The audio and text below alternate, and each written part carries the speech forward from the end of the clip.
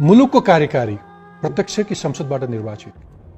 मुलुकको कार्यकारी यो सिस्टममा त अहिले जुन संविधान छ त्यसमा त उसमै हुनुपर्छ, संसदबाटै आउनुपर्छ यो सिस्टममा। लो साथीहरू, 15 दिन पनि भएको छैन हाम्रो सुशीला कार्की म्याम प्रधानमन्त्री हुनुभएको। अब जनताहरूको गाली आउन थालिसक्यो हेर्नुहोस्।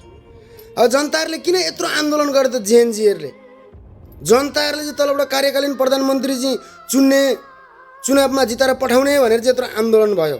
अब यही संसदमा मान्ने हो भने त, यही संसद विघटन नहुने भने त किन यत्रो जनताहरू मार्नु, किन यत्रो हुन्दुमा गर्नु, देशै जलाउनु?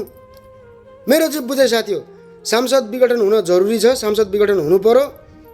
47, 45, 46, 47 को संविधान लेखेर आउनु पर्यो। बुझ्नुभयो नि? कार्यकालीन प्रधानमन्त्री जनताहरूले चुन्नु पर्यो।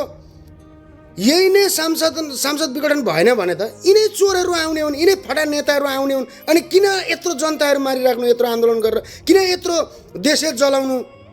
मेरो चाहिँ बुझाइ साथीहरू हेर्नुहोस्, प्रत्येक जनताको हक र अधिकारको कुरा हो यो, हैन? यसरी जनताहरू रोडमा मारेर चाहिँ जनताहरूको आवाजलाई दबाउन नखोजौँ। हेर्नुहोस्, बुझ्नुभयो नि? किनभने कलिला विद्यार्थीहरू मरेका छन्। यो आन्दोलनको फाइदा यही सांसदले उठायो भने फेरि अर्को आन्दोलन हुन्छ। संसद विघटन भएन भने 1 महिनाभित्रमा यो सरकार ढल्छ। यो भिडियो सेभ गरेर राख्दा हुन्छ है साथीहरू।